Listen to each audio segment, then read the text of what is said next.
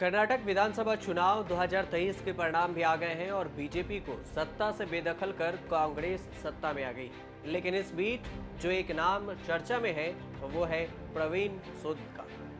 ये वही प्रवीण सूद हैं जिन्हें डीके शिव कुमार ने कभी नालायक तक कह दिया था। शिव कुमार ने कहा था कि हमारे डीजीपी इस पद के लायक ही नहीं है। वह 3 साल से डीजीपी हैं, लेकिन बीजेपी कार्यकर्ता की तरह काम करते हैं।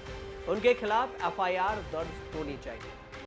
डीजे ನಾಲಾಯಕ್ ಡಿಜೆ ನಾನೇನೋ ಭಾಳ ಗೌರವ ಅಂತ ತಿಳ್ಕೊಂಡಿದ್ದೆ ಪ್ರವೀಣ್ ಸೂದ್ಗೆ ಕೂಡಲೇ ಅವ್ರ ಮೇಲೆ ಕೇಸ್ ಹಾಕಿ ರಿಜಿಸ್ಟರ್ ಮಾಡಿ ಅರೆಸ್ಟ್ ಮಾಡಬೇಕಾಗಿತ್ತು. ಎಲ್ಲ ನಮ್ಮ ಕಾಂಗ್ರೆಸ್ ಅವ್ರ ಮೇಲೆ ನಮ್ಮ ಮೇಲೆಲ್ಲ ಕೇಸ್ಗಳೆಲ್ಲ ಹಾಕ್ಬಿಟ್ಟು ಅವ್ರ ಮೇಲೆ ಒಂದು ಕೇಸ್ ಹಾಕಕ್ಕಾಗಿಲ್ಲ. ಇದನ್ನ ನಮ್ಮ ಸರ್ಕಾರ ಬರಲಿ, we will take action even against him also. All the police officer who have protected this government. अब कर्नाटक में कांग्रेस की जीत हुई है और इधर बीजेपी हार गई है। इस बीच डीजीपी प्रवीण सूद को अब केंद्रीय जांच एजेंसी सीबीआई का अगला डायरेक्टर नियुक्त किया गया है। राज्य में कांग्रेस की जीत के बाद केंद्र सरकार ने 14 मई को उनकी नियुक्ति का आदेश जारी कर दिया। 13 मई की शाम को नए सीबीआई डायरेक्टर की नियुक्ति के लिए एक हाई लेवल मीटिंग हुई थी। इसमें प्रधानमंत्री नरेंद्र मोदी, चीफ जस्टिस जीवाई चंद्रचूड़ और नेता प्रतिपक्ष अधीर रंजन चौधरी शामिल हुए। बैठक में सीबीआई का नया डायरेक्टर चुनने के नामों पर भी चर्चा की गई और बाद में प्रवीण सूद के नाम पर मुहर लगा दी गई। कर्नाटक में कांग्रेस के जीत का सेहरा जिसके सिर पर बंधा है वो है डीके शिव कुमार। उन्होंने प्रवीण सूद की भरपूर आलोचना की थी। डीके शिव कुमार ने आरोप लगाया था कि सूद ने कांग्रेस कार्यकर्ताओं पर 25 केस दर्ज किए, लेकिन बीजेपी नेताओं पर एक भी केस दर्ज नहीं किया गया। हमने चुनाव आयोग से इसकी शिकायत भी की है। उन्होंने प्रवीण सूद की गिरफ्तारी की मांग की थी। शिव कुमार ने कहा था कि चुनाव के बाद कांग्रेस की सरकार अगर बनती है तो सूद के खिलाफ सख्त कार्रवाई की जाएगी और अब कांग्रेस की सरकार कर्नाटक में बन गई है।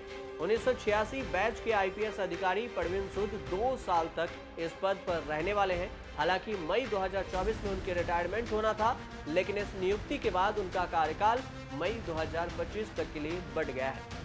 वो 25 मई को मौजूदा डायरेक्टर सुबोध कुमार जायसवाल की जगह लेंगे और इस पद के लिए प्रवीण सूद के साथ साथ मध्य प्रदेश के डीजीपी सुधीर कुमार सक्सेना के अलावा फायर सर्विस, सिविल डिफेंस और होम गार्ड्स के डीजी ताज हसन का नाम भी शामिल था। प्रवीण सूद के नाम का विरोध कांग्रेस नेता अधीर रंजन चौधरी ने किया, जो इस बैठक में शामिल थे। लाइव मिनट की एक रिपोर्ट के मुताबिक अधीर रंजन चौधरी ने कहा था कि वो आईपीएस अधिकारी के इस पोल का हिस्सा नहीं थे जो केंद्र में डीजीपी पद की सेवाएं दे सके। जीओपीटी ने पहले सीबीआई प्रमुख के पद के लिए लगभग 115 नामों की सूची भेजी थी, जिसमें कुछ ऐसे अधिकारी भी शामिल थे जिन्हें सूचीबद्ध नहीं किया गया था।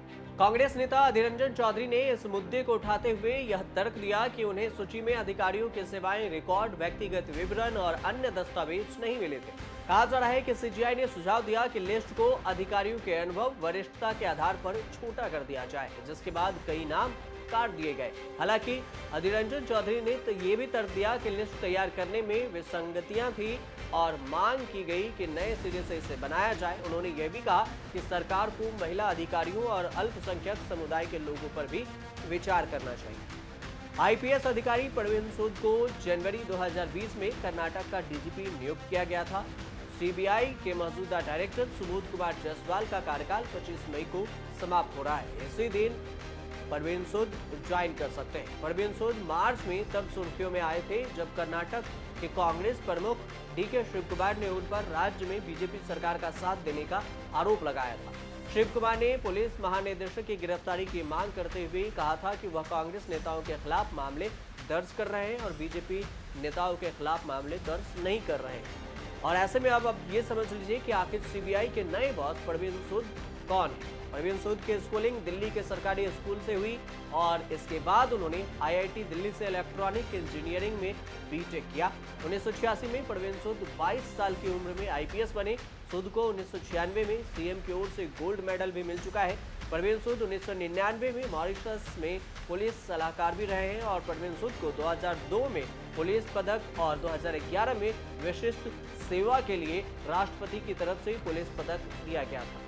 2004 तक वो मैसूर शहर के पुलिस आयुक्त रहे। इसके बाद 2011 तक बेंगलुरु ट्रैफिक पुलिस के अतिरिक्त पुलिस आयुक्त के रूप में भी काम किया। परवीन सूद 2013 और 2014 में कर्नाटक पुलिस आवास निगम की प्रबंध निर्देशक रहे हैं। इसके साथ ही उन्होंने राज्य के गृह विभाग में प्रधान सचिव, राज्य रिजर्व पुलिस के अतिरिक्त पुलिस महानिदेशक और प्रशासन में अतिरिक्त पुलिस महानिदेशक के रूप में भी काम किया है। जून 2020 में परवीन सूद कर्नाटक डीजीपी बनाए गए थे और अब सीबीआई के नए बॉस बने।